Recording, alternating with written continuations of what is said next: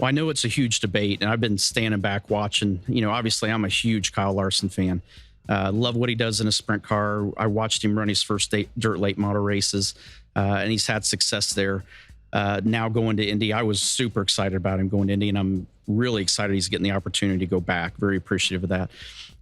I think people need to look at this multiple ways. I totally agree with you. I think Kyle Larson, you can take him and drop him in any race car, and he's going to be up to speed pretty quick, and he'll figure it out pretty quick.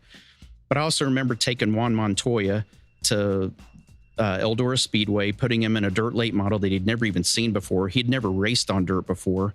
I literally had to show him how to just drive the car to get on the racetrack, and because there's low and high speed gear and how to do it's a little bit different than just driving a normal stick shift.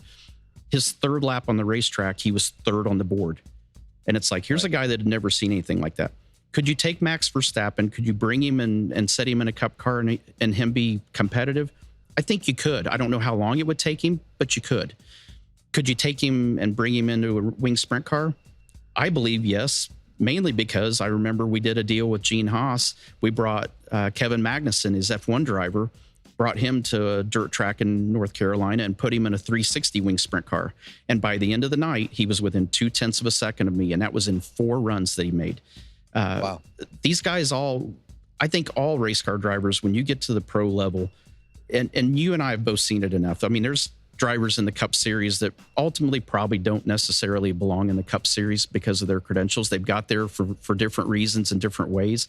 But there's drivers that you could take from the Cup Series, from Formula One, from IndyCar, from NHRA, and put them in cars, and they're going to figure it out because they're pure race car drivers.